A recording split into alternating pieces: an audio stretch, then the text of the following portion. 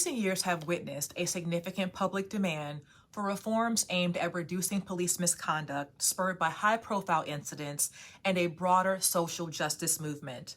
These reforms target various aspects of policing, from accountability and oversight to training and community engagement. Here's an overview of the recent and proposed reforms. Number one, increased use of body cameras and dash cams.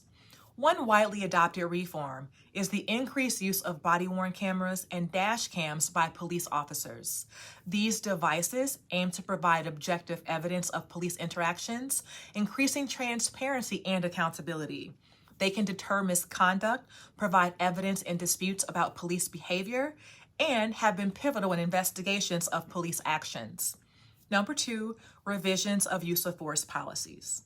Many police departments are revisiting their use of force policies to emphasize de-escalation techniques and the use of force as the last resort. These revisions often include banning chokeholds and strangleholds, requiring warnings before shooting, and mandating that officers exhaust all alternatives before resorting to deadly force. Number three, establishment of civilian oversight bodies. The creation or strengthening of civilian oversight bodies, such as review boards or inspector generals, has been proposed or implemented in various jurisdictions. These bodies are designed to provide independent oversight of police departments, investigate allegations of misconduct, and make recommendations for disciplinary actions or policy changes. Number four, enhanced training and education.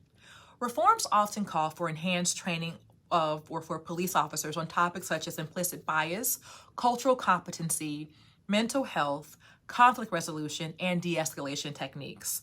The goal is to better prepare officers to interact with diverse communities and handle complex situations without resorting to unnecessary force.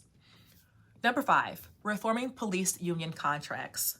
Critics argue that some provisions in police union contracts protect officers accused of police misconduct by limiting disciplinary actions or hindering investigations. Reforms aim to renegotiate these contracts to remove such barriers to accountability, making it easier to punish and remove officers who engage in misconduct. Number seven, ending qualified immunity. Qualified immunity is a legal doctrine that can protect police officers from civil lawsuits unless the officer violated a clearly established statutory or constitutional right. There are calls to end or modify qualified immunity, making it easier for victims of police misconduct to seek and receive compensation. Number seven, redefining police roles and responsibilities.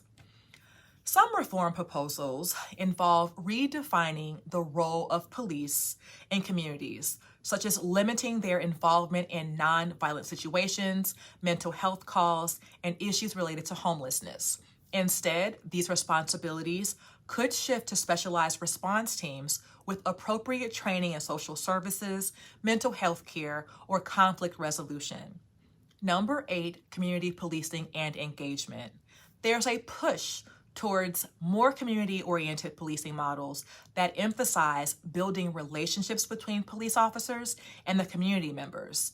The aim is to foster mutual respect and understanding, reduce tensions, and collaboratively work towards safer communities. These reforms represent a multifaceted approach to addressing police misconduct.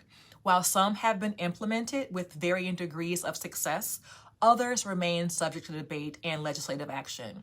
The effectiveness of these reforms in reducing misconduct and rebuilding public trust in law enforcement continues to be evaluated.